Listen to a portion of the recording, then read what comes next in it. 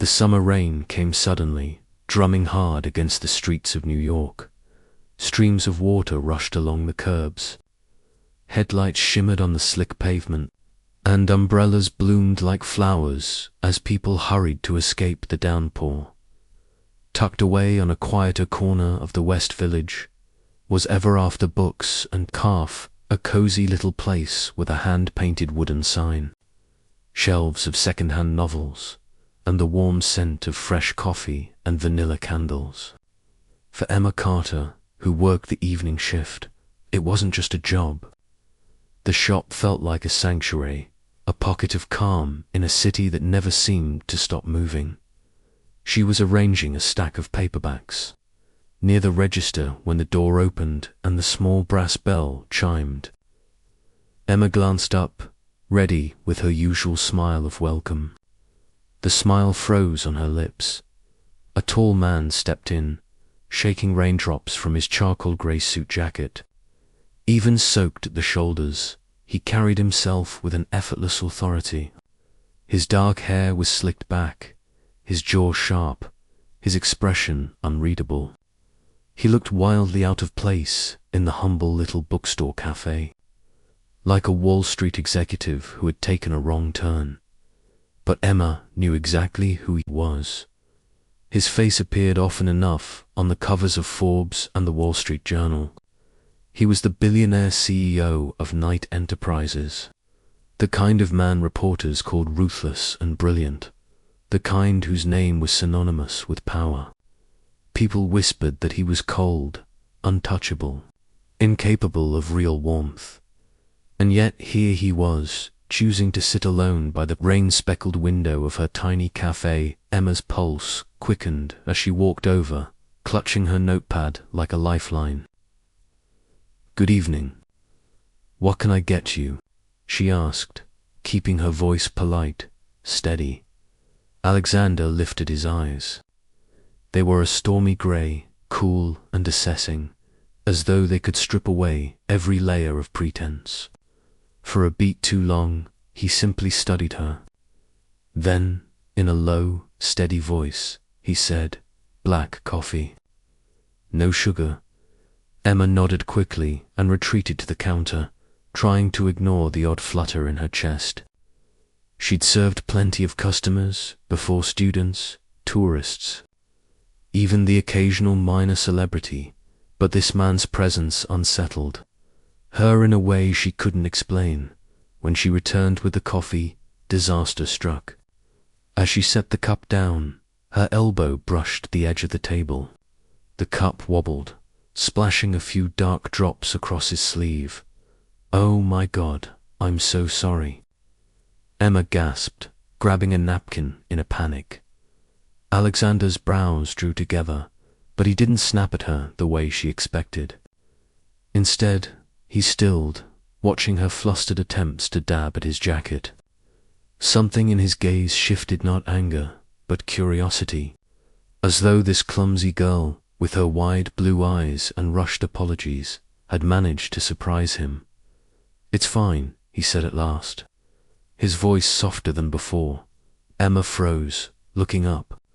Their eyes locked, and in that charged silence she felt her breath catch. For just an instant, his polished exterior seemed to crack, and she glimpsed something beneath loneliness, maybe, or longing. The moment ended as quickly as it had begun. Emma straightened, cheeks burning, mumbling another apology before hurrying back behind the counter. Alexander sat for a long while after that, sipping his coffee, gazing out at the rain-streaked streets. He didn't touch his phone, didn't open a laptop, didn't seem in a hurry to leave. When at last he arose, he left a generous tip on the table. But what lingered with Emma wasn't the money, it was the brief glance he gave her as he stepped out the door, a look that felt unfinished. Emma stood frozen, the bell above the door still echoing in her ears. She had no way of knowing that in that fleeting moment something had shifted, that a single accidental spill of coffee on an ordinary rainy evening in New York had quietly tied her life to his. 3 days passed after that rainy evening, and New York had traded its storm clouds for bright skies. The West Village pulsed with live street musicians strumming guitars on corners, flower vendors calling out their prices, couples strolling hand in hand beneath fire escapes draped with ivy, inside ever after books and calf. Emma Carter was rearranging a display of new paperbacks. The smell of roasted beans hung thick in the air, mingling with the faint musk of old pages. She hummed softly to herself, relieved to be distracted from the thought that kept sneaking into her mind. The man in the grey suit. "You're being ridiculous," she told herself. Billionaires didn't just pop into tiny indie cafes twice. He'd probably caught in the rain and ducked inside by accident. That's all. The brass bell over the door jingled. Emma glanced up and her heart gave a sudden lurch. There he was again. This time, Alexander Knight wore a navy suit and no tie, the top button of his shirt undone. Still impossibly polished, still commanding every inch of space he occupied. Several heads turned, customers whispering, but he ignored them all, his gaze finding Emma almost immediately. "Good evening," she managed, forcing a professional smile. "The usual?" His lips curved just slightly. "Black, no sugar." Emma nodded, hurrying to the counter before he could notice the heat rising in her cheeks. She poured the coffee, set it on a tray, and walked it over. As she set the cup down carefully, this time her curiosity got the better of her. Back again so soon. Alexander leaned back in his chair, grey eyes studying her as though weighing how much to reveal. "It's quiet here." Emma arched a brow. Quiet in New York. That's a rare find. Something flickered at the corner of his mouth. Not quite a smile, but close. "Exactly," she blinked, surprised.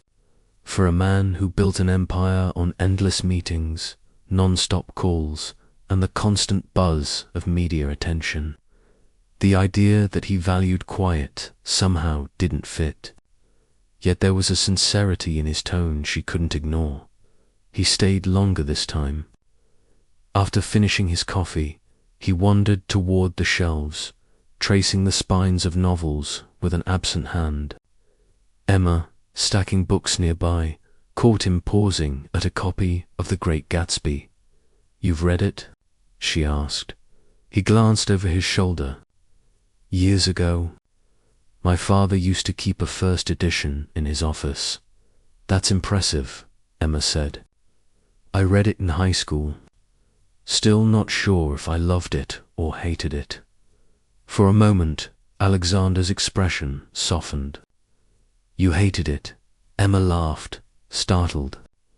"What makes you say that? You smiled when you said loved, but your eyes shifted when you said hated. I've been in enough boardrooms to know which word people really mean." She shook her head, amused despite herself. "So you're a human lie detector?" "Something like that," he said, finally slipping the book back onto the shelf. The exchange lingered in Emma's mind long after he left that night. She tried to dismiss it. He was just another customer, albeit one with a Forbes cover and a net worth that could buy half of Manhattan. But the truth was, every time the bell above the door chimed, her chest tightened with anticipation, and soon he became a regular. Sometimes he arrived with a laptop, scrolling through documents but rarely typing. Other times, he sat with a black coffee and nothing else, gazing out the rain-streaked window as though the city beyond it was some distant, unreachable world. Little by little, their conversations grew. One afternoon, as Emma wiped down the counter, she found him watching her. "You always look like you enjoy this place," Alexander said. She glanced up, surprised by his observation. I do. It's peaceful. And it smells like coffee and books, which is basically heaven in my opinion. Peaceful, he repeated quietly, as if tasting the word. Emma tilted her head. You don't get much of that, do you? His eyes flickered, but he didn't answer. Instead, he asked, do you plan on staying here forever? Emma blinked. Forever? I don't know. I'd love to open a publishing house someday. Something small. Give new writers a chance. For once, he didn't look distant. He looked thoughtful. Most people I know dream in terms of acquisitions or market share. You dream in stories. Emma smiled faintly. Well, stories are safer than mergers. A silence fell between them, comfortable this time. She realized with a jolt that she was beginning to look forward to these moments, even when they unnerved her. A week later, a summer storm rolled through the city again. Business slowed, and by early evening, only Alexander remained, seated by the window. Emma answered a call from her mother, assuring her she'd get home safe once her shift ended. When she hung up, she found him studying her with an unreadable expression. Your family lives nearby? He asked. Out in New Jersey. I try to visit on weekends when I can. He nodded slowly, then looked back at the rain. Something shadowed his face, something Emma couldn't name. She wanted to ask, what about your family? But the question stuck in her throat. He seemed like the kind of man who didn't welcome personal questions. Still, the way he sat there alone, silent, his reflection blurred in the glass made her chest tighten with something dangerously close to sympathy. Over the next few weeks, the thread between them grew stronger, though neither would admit it. Emma kept her distance, reminding herself that men like Alexander Knight didn't belong in the world of bookstore cafes and modest dreams. And Alexander told himself that returning here was a distraction, one he couldn't afford, yet he kept coming back, and each time, as the bell chimed and their eyes met, that invisible connection tugged them closer. The invitation came on a Thursday evening. Emma had just finished stacking a shipment of mystery novels when Alexander approached the counter, a sleek black envelope in his hand. He set it down as casually as if he were ordering another coffee. What's this? She asked, brushing dust from her palms before picking it up. A gala, he said. Tomorrow night, Knight Enterprises hosts one every summer. Charity, auction, press coverage, the usual circus. His voice was cool, but there was a trace of hesitation there, as if he wasn't entirely sure she'd accept. Emma blinked, stunned. And you're inviting me? I am. His grey eyes met hers, steady, unreadable. Come with me. For a moment, she didn't know whether to laugh or protest. Her life was light years away from tuxedos and crystal chandeliers. She pictured herself in her thrift store dresses, trying to smile while billionaires talked about hedge funds, but something in the way he waited, expectant, almost vulnerable, made her nod before she could overthink it. All right, I'll come. Friday night, Emma stood in front of her tiny apartment's mirror, hardly recognizing herself. Her roommate, Lily, had loaned her a soft navy gown with a low back and a sweep of fabric that made her feel, for once, like she belonged in a fairy tale. She tucked a loose strand of hair behind her ear, her pulse racing. You look incredible, Lily said. Don't forget to breathe. When Alexander's car arrived, a sleek black town car that seemed to glide rather than drove, Emma's nerves nearly got the best of her. But the moment he stepped out, in a perfectly tailored tuxedo, her breath caught for an entirely different reason. You're beautiful, he said simply, opening the door for her. His voice was even, but his gaze lingered just long enough to warm her cheeks. The gala was held in a ballroom overlooking Central Park, every corner glittering with chandeliers and polished silver. Waiters in white jackets carried trays of champagne, while photographers' flashes sparked like fireworks. Emma's instinct was to shrink back, but Alexander's hand at the small of her back steadied her. "Just stay close to me," he murmured. And she did. He guided her through clusters of people who greeted him with reverence: bankers, politicians, celebrities. Emma heard words like merger, shares, IPO, thrown around like casual small talk. Yet whenever she began to feel overwhelmed, Alexander leaned closer, offering a quiet explanation or a reassuring glance. At one point, a society journalist eyed Emma with thinly veiled curiosity. "And who is this lovely companion, Alexander?" "This is Emma Carter," he said, his tone leaving no room for doubt or dismissal. He didn't say friend, didn't say assistant. Just her name, clear and certain. Emma felt heat rise to her face, but also something else, a flicker of pride. He wasn't hiding her. Later in the evening, the music shifted. A jazz band began a slow, melodic tune, couples gliding onto the dance floor. Alexander turned to her. "Dance with me," he said. Emma laughed nervously. "I'll probably step on your shoes." "I'll take the risk." His hand found hers, firm but gentle, leading her into the center of the room. At first, she was stiff, self-conscious under the watchful eyes of Manhattan's elite. But as Alexander's arms slipped around her waist, guiding her effortlessly, the noise of the room seemed to fade. "Relax," he murmured, his breath brushing her ear. "Just follow me." So she did. Step by step, the rhythm carried them. Emma realized he was smiling subtly, but undeniably. And when she dared to look up, their eyes met, and something electric passed between them. The music swelled, and in that moment it felt as though the world had narrowed to just the two of them, suspended in the glow of chandeliers and the softness of his gaze. After the dance, Alexander led her out onto a balcony overlooking the park. The night air was crisp, the city lights twinkling like a million stars. Emma leaned against the railing, exhaling.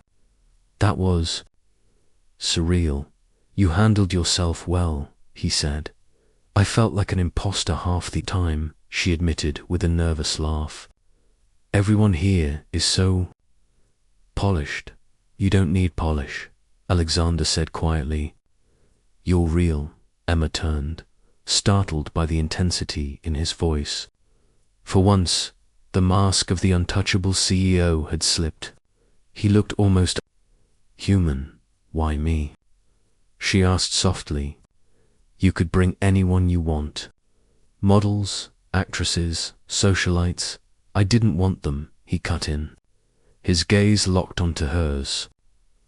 "I wanted you." The words stole her breath. There was no charm in his tone, no calculated flattery, just raw honesty. For a long moment, they stood there, the hum of the city below them, the cool breeze carrying the scent of rain-soaked trees. Emma felt something shift inside her, something she hadn't expected. She had entered his world of crystal and marble. Yet here on this balcony, she realized Alexander Knight wasn't untouchable at all.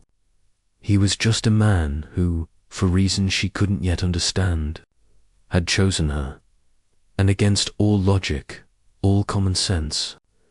Emma found herself choosing him too, when he dropped her home that night. Neither of them wanted to break the silence lingering in the car.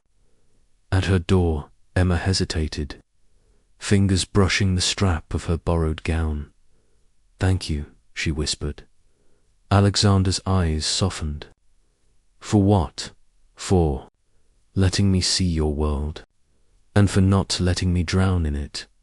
His lips curved into that rare, almost smile. You belong more than you think. As she stepped inside, heart pounding, Emma realized something she hadn't dared to admit before. This wasn't just curiosity anymore, or the thrill of a chance encounter. This was the beginning of something real, and maybe something dangerous. For a few weeks after the gala, Emma floated on a quiet high. The memory of dancing under the chandeliers, of Alexander's hand steady at her back, of his voice telling her, "I wanted you," all of it replayed in her mind like a dream she didn't want to wake from, but dreams she was learning didn't always translate into real life. At Ever After, customers whispered when Alexander came in. Some stared openly, snapping photos on their phones. A few even cornered Emma after he left, curiosity sharp as knives. "Are you really dating him?" one woman demanded, eyes narrowed. "What's it like?" Emma flushed, mumbling something about just friends. But the look on the woman's face, half disbelief, half enviling it long after she walked away. Worse were the online rumors. One morning, Lily shoved her phone across the breakfast table. "Look at this." Emma's heart dropped. There, splashed across a gossip site, was a photo of her and Alexander leaving the gala. The headline screamed, "Billionaire night scene with mystery woman. New romance or just a fling?" Her hands trembled as she scrolled. Comments filled the page, speculating, mocking, dissecting her dress, her hair, even her posture. She looks so plain. She never lasts. He's way out of her league. Emma shoved the phone back. "I can't read this." Lily reached for her hand. "Ignore them. People are cruel." But ignoring was harder than it sounded. Everywhere Emma went, she felt eyes on her. At work, at the grocery store, even riding the subway. The invisible thread between her and Alexander, once exciting, now felt like a spotlight she hadn't asked for. Alexander, meanwhile, was busier than ever. Meetings, flights, late-night calls. Emma understood. He ran a multi-billion-dollar empire. But understanding didn't erase the sting of his absence. One night, she sat in her apartment, waiting for him to call, still in the navy dress she'd worn for their dinner reservation. The clock ticked past 9, then 10. Finally, her phone buzzed.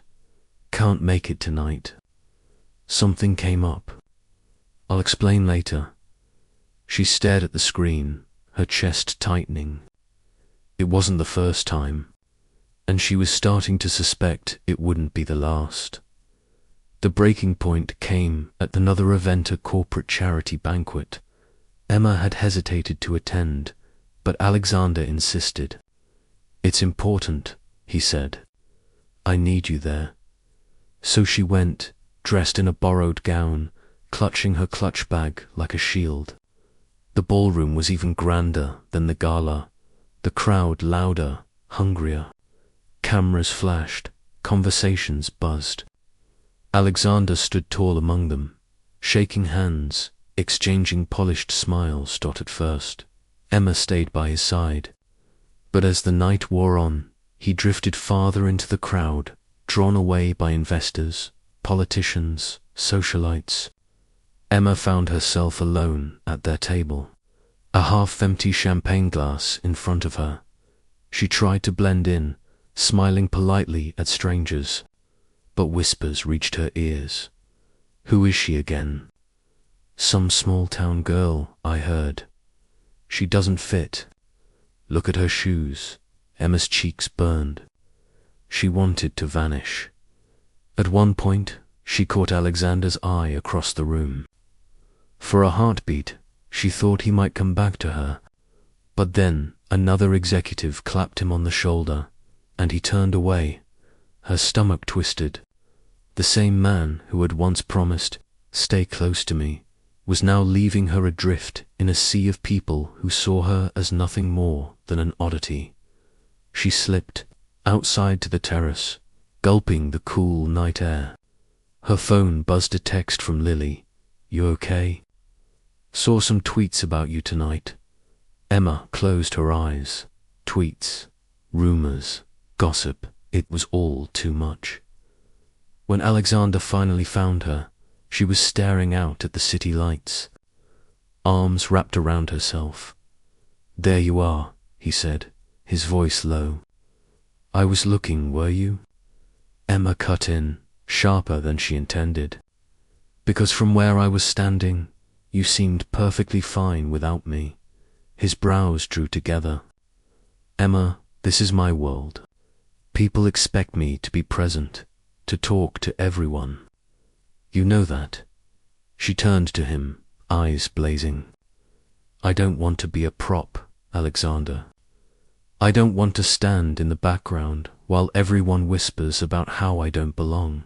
"Then, don't listen to them," he said too quickly. Her heart sank. He didn't get it. Maybe he couldn't. "This isn't just noise to me," she whispered. "It's my life. And I don't know if I can keep pretending I fit into yours." The silence between them was heavier than the music drifting from inside. Alexander reached for her hand, but she stepped back. "I need to go," she said, voice breaking.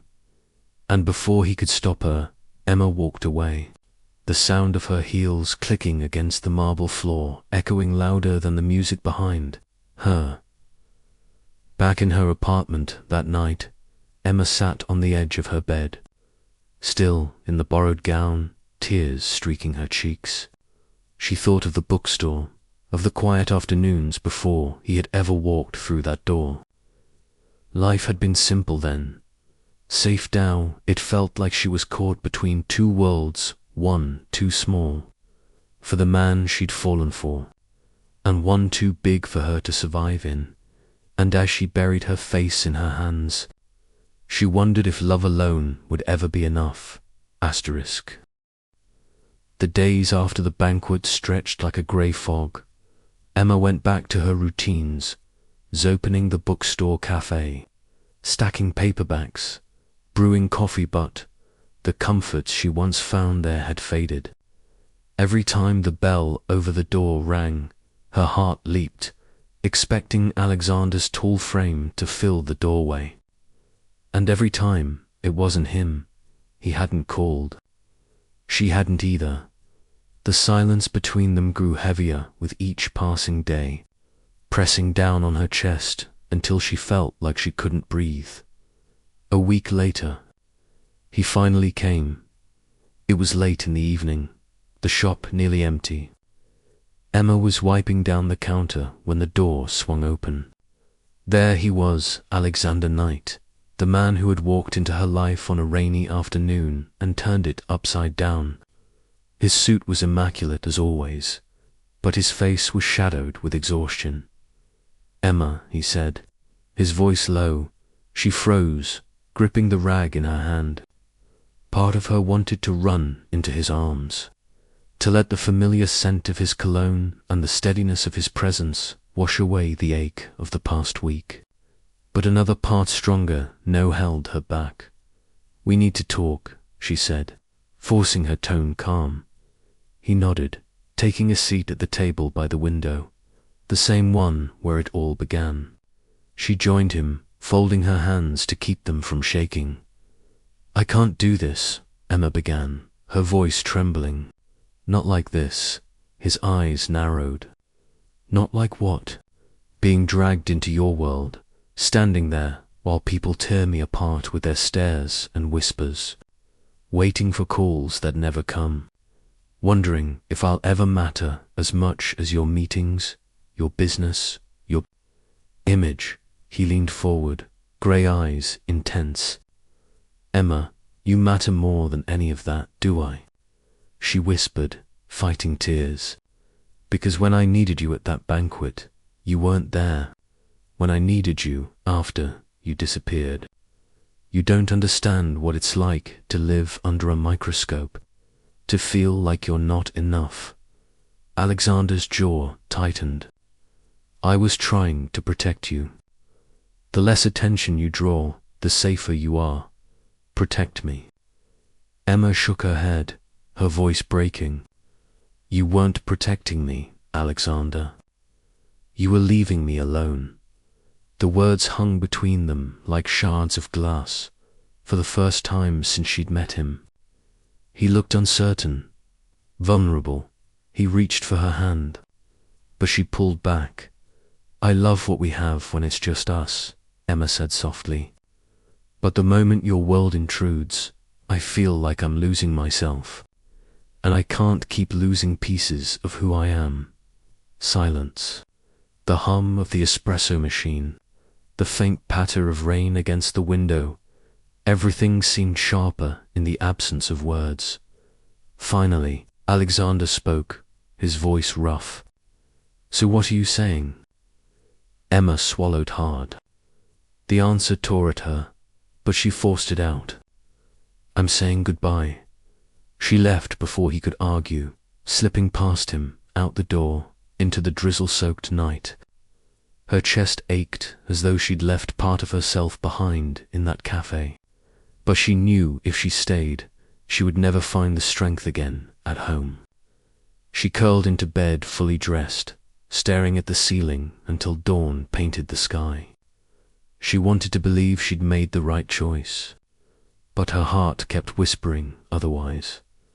Alexander buried himself in work. His days became a blur of board meetings, phone calls, flights across time zones. He told himself it was easier this way, no distractions, no weakness.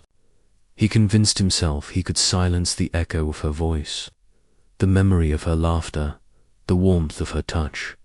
But in the quiet moments alone in his penthouse, glass of scotch in Hanshi was everywhere. In the faint scent of coffee, in the sight of a worn paperback on his shelf, in the silence of the rain tapping against the windows. He scrolled through his phone more than once, thumb hovering over her number, but he never pressed call, because what could he say? That he was sorry, that he needed her more than he'd ever needed anyone. For a man who had everything, the absence of one woman left him feeling emptier than he'd ever imagined possible. Emma tried to move on. She filled her days with books, her evenings with Lily's chatter, her weekends with visits to her parents in New Jersey. She told herself she was stronger now, that she didn't need a man like Alexander Knight complicating her simple life. But the truth gnawed at her. When she walked past a newspaper stand, her eyes searched for his face. When a black car slowed near the cafe, her heart skipped a beat. When the rain fell against her window, she remembered the first night he walked into her world. She told herself she'd chosen freedom. But freedom, she realized, could feel a lot like loneliness. And so, miles apart, though still in the same city, two hearts beat in rhythm with the same ache. He sat in glass towers, staring at spreadsheets he couldn't focus on. She stood in a small cafe, shelving books with hands that trembled when she thought of him.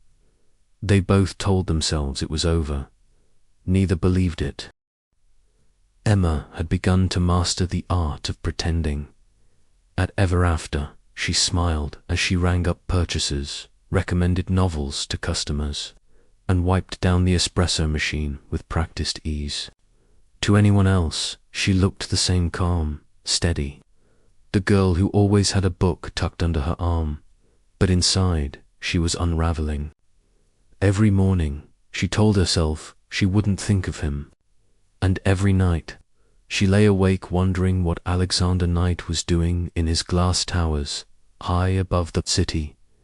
It had been nearly a month since their last conversation, since she'd told him goodbye, and then came the headline. She was stocking shelves when Lily burst into the cafe. Her phone clutched tightly. "Emma, you need to see this." Emma frowned. "What is it?" Lily shoved the phone toward her. A glossy tabloid site flashed across the screen. Alexander Knight to announce engagement with heiress Vivian Hale. Below the headline was a photo of Alexander in a tailored suit, standing beside a tall, elegant woman with dark hair and diamonds at her ears. They looked like they belonged together, two polished figures in a glittering world. Emma's stomach dropped. She forced a laugh, brittle at the edges. It's probably just gossip. But when she scrolled, her heart sank further. Sources close to Knight. Enterprises confirm that Knight's family has long encouraged a match with Hale, whose father owns Hale International. The union would strengthen business ties between two empires. A formal announcement may come as soon as next week. Lily's expression softened. Maybe it's just a rumor. You know how these things are." But Emma could barely hear her. The words blurred on the screen.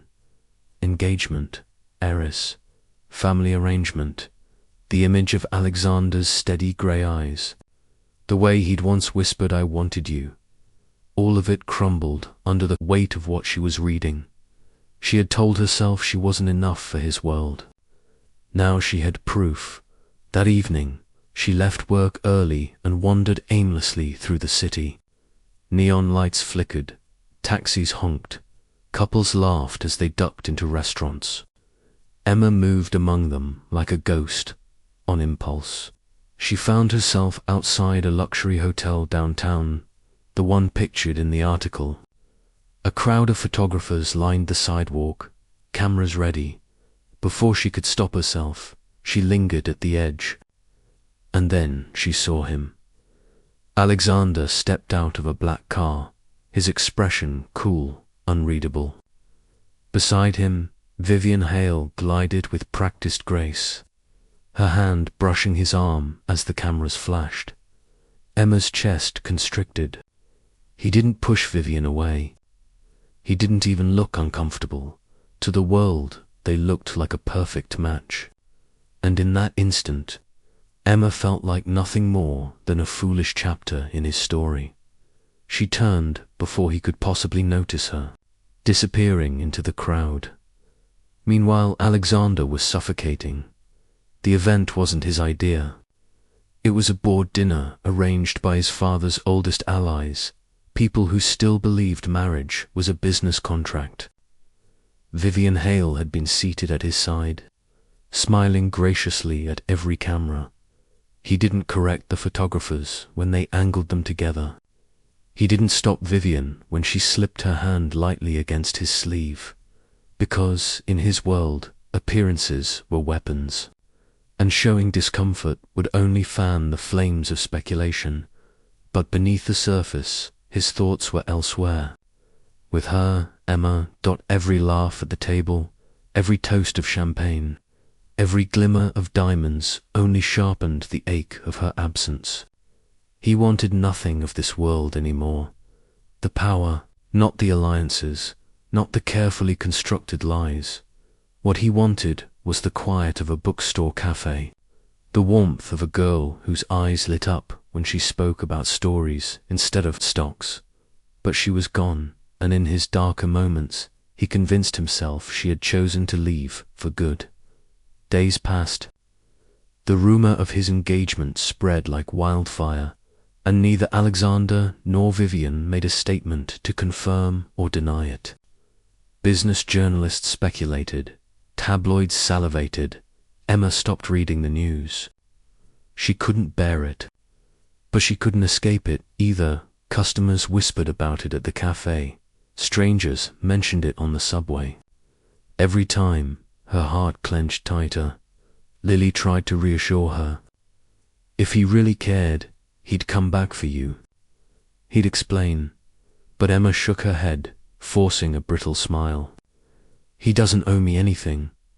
Inside, though, the words cut deep. She had let herself believe she mattered to him. Now she felt foolish for ever thinking so. Alexander sat alone in his penthouse, a glass of scotch untouched in his hand. The city glittered beneath him, but he felt no triumph. He remembered Emma's voice, trembling but resolute. "I can't keep losing pieces of who I am." He had told himself he was protecting her by staying silent, by not dragging her back into his storm. But as he stared at the skyline, he wondered if silence had become the sharpest weapon of all. If only she knew. If only she could see that he hadn't betrayed her, that he hadn't given his heart to anyone else, that the only woman who had ever truly mattered to him was the one who had walked away. But by now, he feared it was too late, and so the misunderstanding deepened. Emma believed she had been replaced. Her love reduced to nothing more than a passing fling in the life of a billionaire. Alexander believed Emma no longer wanted him, that her silence was final. To people, bound by the same longing, separated by pride, fear, and a cruel twist of circumstance, and the thread that once connected them now pulled taut, threatening to snap. The story should have ended there. Emma told herself it had. She forced her days into patterns. Work, read, sleep. She smiled at customers, nodded at Lily's jokes, visited her parents in New Jersey on weekends. She built walls around her heart, stacking them higher each time a headline about Alexander appeared. But walls, she discovered, weren't always strong enough. It happened on a Tuesday morning. Emma was behind the counter, pouring a cappuccino, when a sharp voice cut through the cafe. "So it's true," the woman said, phone raised like a weapon. "You're the girl who was with Alexander Knight." Emma froze, hot milk spilling over the edge of the cup. The woman, someone she didn't recognize, snapped a photo. Within seconds, whispers rippled through the shop. "I saw her in that article. Isn't he engaged to someone else?" Guess she was just the fling. Emma's cheeks burned. She wanted to shout that they were wrong, that she wasn't some tabloid cliché, but the words tangled in her throat. By the time the woman left, Emma's hands were shaking so badly, she had to grip the counter to steady herself. Lily rushed to her side, whispering fiercely, "Don't look at your phone." Don't. But she did, and there it was, her face, plastered across a gossip blog, Knight's ex-flame, the bookstore girl. The comments were worse. Strangers dissected her looks, her clothes, her worth. No wonder he left. She's nobody. Just a plain Jane who thought she could be Cinderella. Emma locked herself in the stockroom, sliding down against the door. Tears blurred her vision. She had known being with Alexander came with risks, but she hadn't imagined this. She wasn't built for headlines, for cameras.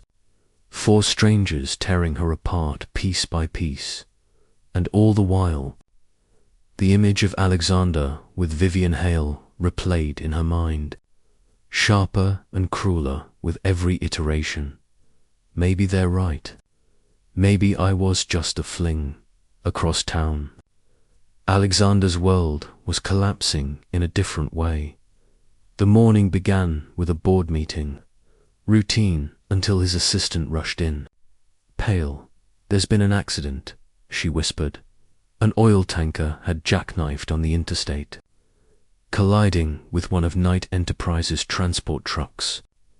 No one was killed, but the news spread instantly. Stocks wavered, reporters swarmed, questions multiplied by afternoon. Alexander was at the center of the storm, microphones shoved in his face, cameras flashing.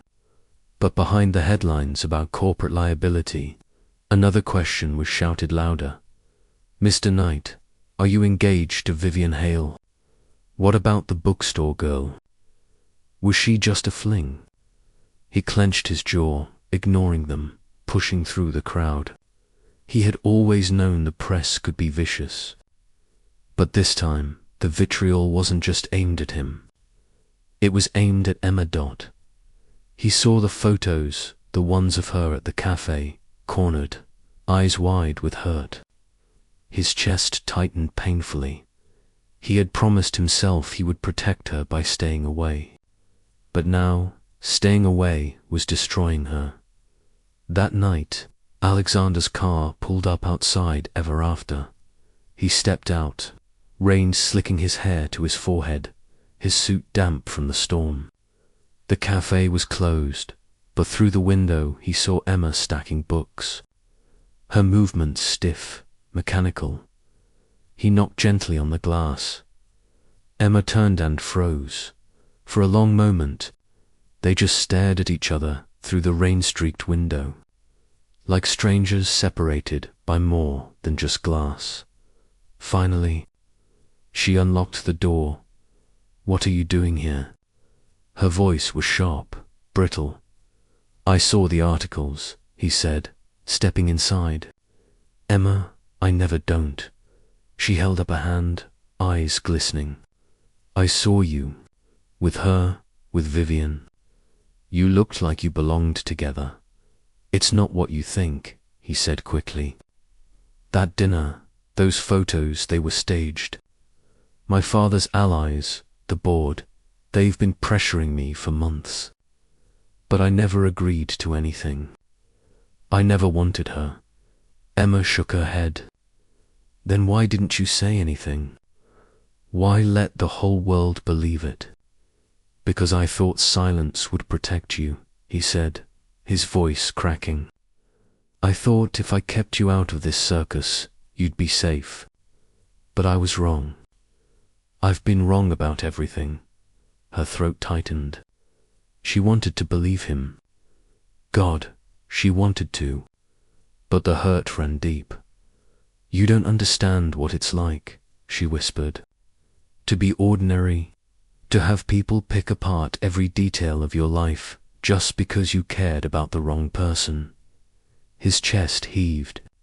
He closed the distance between them, his eyes burning with a desperation she'd never seen before. "You were never the wrong person," he said fiercely.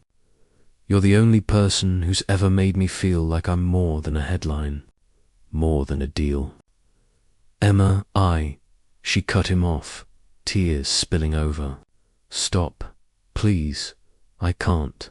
The silence that followed was raw, jagged. Rain hammered against the windows. Thunder rolled in the distance. Alexander's shoulders sagged. For the first time, he looked defeated, not the billionaire CEO, but just a man who had lost something he didn't know how to win back. "I'll go," he said finally, his voice hoarse. "But no, this sigh never betrayed you, and I never stopped loving you." He turned, the bell over the door chiming softly as he stepped out into the storm. Emma stood frozen, tears streaming down her face, her heart torn between anger and longing. For the first time, she realized the misunderstanding wasn't just about Vivian Hale or the press, or even Alexander's silence. It was about fear, hers and his. Fear of not belonging. Fear of being hurt. Fear of losing each other before they'd even had a chance. And as the storm raged outside, Emma knew one thing for certain. Whatever came next, neither of them could keep running forever. The storm didn't let up for days. Emma tried to throw herself into work, but the whispers only grew louder. Customers came not for books, but for gossip. A reporter even slipped into the cafe one morning, peppering her with invasive questions until Lily threatened to call the cops by evening. Emma sat alone at a back table, her head in her hands. She felt exposed, humiliated, powerless. It didn't matter what she said. People had already written their version of the story. Plain Jane falls for billionaire, gets left behind. The end. But halfway across the city, Alexander Knight was about to change the ending. The press conference had been called to address the transport accident. Cameras lined the sleek marble hall, reporters jostling for a front-row view. Executives from Knight Enterprises filled the stage, their suits as crisp as their expressions. When Alexander stepped up to the microphone, the room hushed. "Thank you for being here," he began, his voice firm. "Before we discuss the incident, I need to address something else." A ripple moved through the crowd. This wasn't on the agenda. For weeks, the media has circulated rumors about my personal life, Alexander continued, grey eyes sweeping the room. They've dragged someone I care about into a spotlight she never asked for. They've called her names, mocked her, questioned her worth. Emma, watching from the cafe television, froze. Her heart hammered in her chest. "And let me be perfectly clear," Alexander said, his voice cutting through the static of cameras. "Emma Carter is not a fling. She is not a rumor. She is the woman I love." The room erupted. Shouts, questions, camera flashes. But Alexander's gaze was steady, unflinching. "I will not be marrying Vivian Hale. I will not be entering any so-called arrangement for the sake of alliances. The only future I want is with Emma, and if that costs me headlines, investors, even the approval of my board, so be it." The words reverberated like thunder. Executives shifted uneasily. Reporters shouted over one another. But Alexander didn't flinch. "I built an empire by taking risks," he said. "This is the only risk worth taking."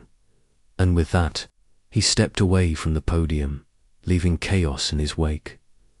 Emma sat frozen, her breath caught in her throat. The cafe was silent, every customer staring at the screen. Lily clutched her arm, whispering, "Oh my God, Em. He just said your name." But Emma couldn't move, couldn't speak. All she could do was feel the tears streaking down her cheeks as the truth finally broke through the walls she'd built. He hadn't betrayed her. He hadn't abandoned her. He had been fighting for her all along. That night, just after closing, the door to the cafe opened. Emma looked up from wiping the counter, and there he was rain-soaked again, as though fate had decided to bring them full circle. For a moment, neither spoke. Then Alexander crossed the room, his eyes never leaving hers. "I meant every word," he said, his voice low, rough with emotion. "I don't care about the board, or the press, or the world. I care about you." Emma's throat tightened. "You don't know what it's been like. People tearing me apart, treating me like I was nothing." His gaze softened. "You are everything, and I should have said it sooner." She shook her head, tears glistening. "Why me, Alexander? You could have anyone." "Because no one else sees me," he said simply. "Not Alexander Knight, the CEO, just me. And I don't want anyone else." The dam inside her broke. She stepped into his arms, burying her face against his chest. His embrace was fierce, as though he'd never let go again. "I'm still scared," she whispered. "So am I," he admitted, pressing his lips to her hair. "But I'd rather be scared with you than safe without you." They stayed like that for a long time, the cafe silent except for the rain outside. For the first time in weeks, Emma felt the tension ease from her shoulders. She belonged here, not in the tabloids, not in whispered rumors, but in the steady beat of his heart. When they finally pulled apart, Alexander brushed a tear from her cheek with his thumb. "Let me take you away from here. Just for a while. Somewhere quiet. Just us." Emma nodded, a shaky laugh escaping her lips. That sounds like heaven. And in that moment, despite the chaos still raging outside their little world, they chose each other again. Not because it was easy, but because real love was worth the fight. A week after the press conference, New York felt different. The tabloids still ran their stories, some praising Alexander for defying expectations, others condemning him for reckless honesty. But the noise had softened. Investors had not abandoned Knight Enterprises, though a few expressed disapproval. Vivian Hale released a carefully worded statement about remaining friends, and the storm slowly began to fade. For Emma, the relief was real, but so was the uncertainty. She wasn't used to living under a magnifying glass. Even now, strangers glanced twice when they recognized her on the subway. Yet for the first time, she didn't feel alone in it, because Alexander was there. He came to the cafe nearly every evening, sometimes with his laptop, sometimes just to sit and read beside her. They didn't need to talk much. Being together, after everything, was enough, and still. Emma felt something lingering in his eyes, an unspoken question, a weight he carried even in the quietest moments. It was a Friday night when he asked her to come with him, just for a drive, he said, offering his hand. They left the city lights behind, trading skyscrapers for the soft glow of street. Eventually, the car stopped in front of Ever After, the very cafe where it had all begun. Emma tilted her head, confused. Why here?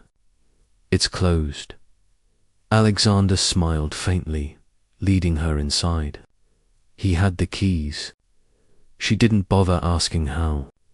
Candles flickered on the tables, casting warm light across the shelves.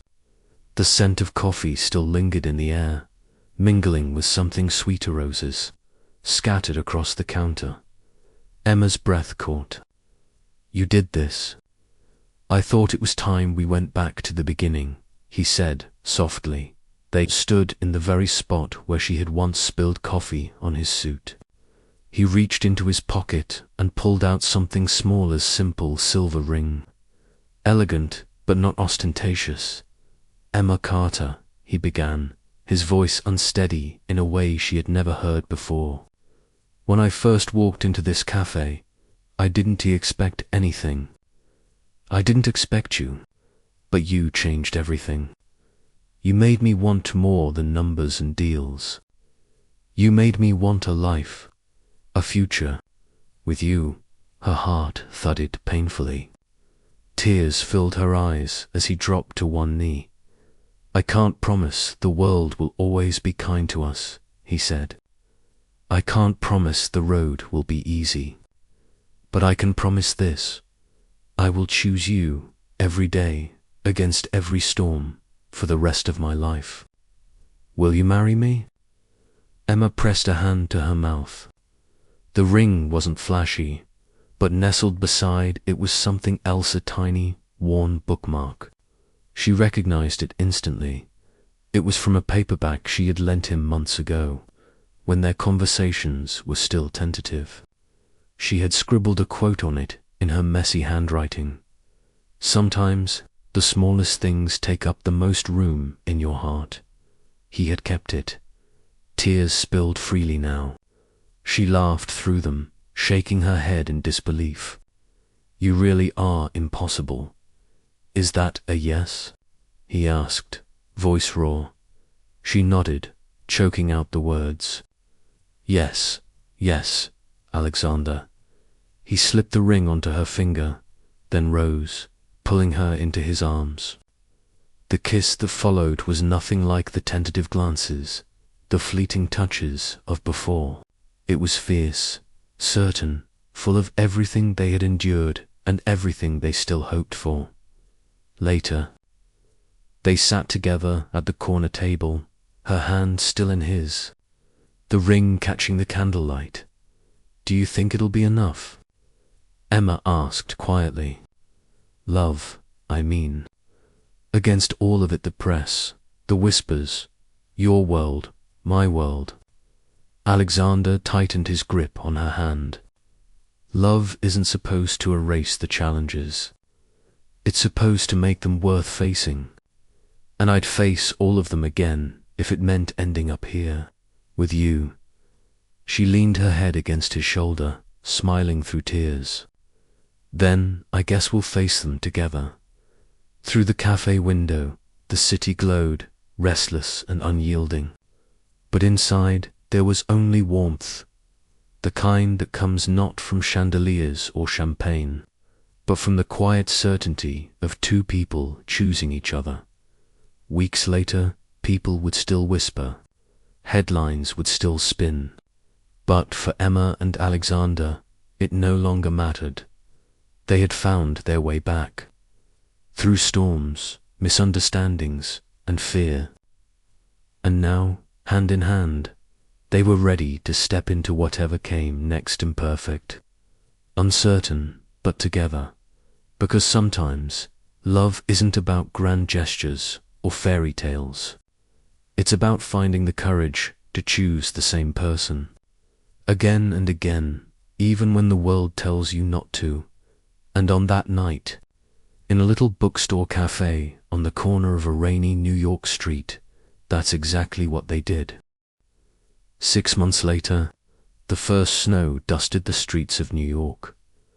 Ever After Books and Calf glowed warmly against the grey December sky, its windows strung with white lights, a small Christmas tree in the corner window. Customers laughed over children tugged at their parents' sleeves, and somewhere in the back, the sound of pages turning blended with the hum of conversation. Emma Carter stood behind the counter, tucking a strand of hair into her bun. She wore a simple sweater dress, and an apron dusted with flower lily had insisted on baking scones for the holiday crowd. Emma smiled as she poured a latte, sliding it across the counter with practiced ease. Life hadn't returned to the way it was before Alexander Knight walked into her cafe that rainy afternoon. It never could. There were still whispers, still articles, still cameras that sometimes followed her down the street. But the noise had faded to background static. The story was no longer the bookstore girl. It was Emma Carter, partner of Alexander Knight, soon to be Mrs. Knight. And somehow, she had learned to live with it. The door chimed, and a familiar figure stepped inside, shaking snow from his coat. Even in jeans and a wool jacket, Alexander drew eyes. But he no longer seemed out of place here. He belonged in the warm glow of the cafe as much as in any boardroom. He walked to the counter, leaning across it just enough to kiss her cheek. Busy today. Always, Emma said, smiling. He grinned faintly, slipping his hands into his pockets. I talked to the contractor this morning. The new reading lounge upstairs will be ready in January. Emma's eyes lit. You're serious? Of course. His gaze softened. This place matters to you. So it matters to me.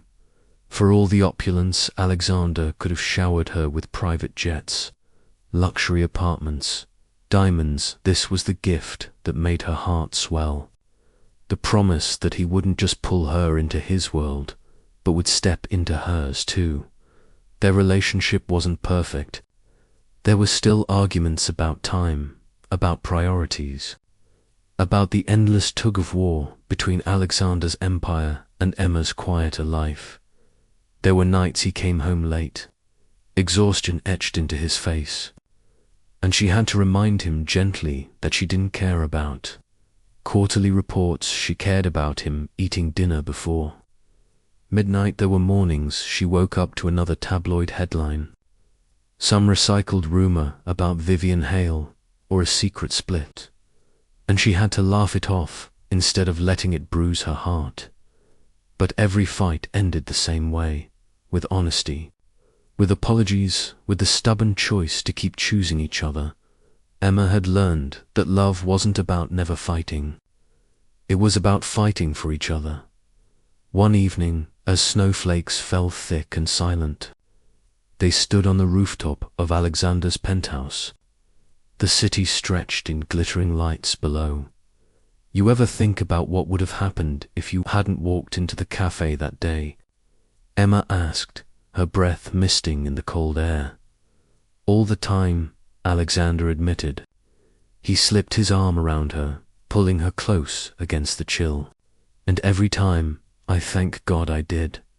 She smiled, leaning into him. Even with the spilled coffee. Especially with the spilled coffee, they laughed, the sound mingling with the hum of the city. For once, Alexander didn't feel like a man carrying an empire. He felt like a man with a future messy, unpredictable, but full of possibility. And Emma didn't feel like an imposter anymore. She felt like a woman who had found her place, not in the spotlight of the tabloids, but in the steady rhythm of love that had weathered storms and come out stronger. Months later, on a spring morning, Ever After hosted a small event, local author reading her debut novel. The crowd was lively, the shelves packed, the air filled with the scent of fresh coffee and new books that Emma watched. From behind the counter, as Alexander carried extra chairs, sleeves rolled up, helping Lily arrange them, the billionaire CEO, worth more than entire city blocks. Moving furniture in her little cafe, she caught his eye, and he smiled that rare, genuine smile she'd once thought she'd never see. The smile meant only for her. In that moment, Emma knew the truth. Love hadn't erased their differences. It hadn't silenced the world outside or made life easy, but it had given them something better, the courage to keep showing up, to keep choosing each other every day. And as she slipped the simple silver ring on her finger, Emma thought back to the rainy afternoon when a stranger had walked through her door, the stranger who became her storm, the storm that became her home.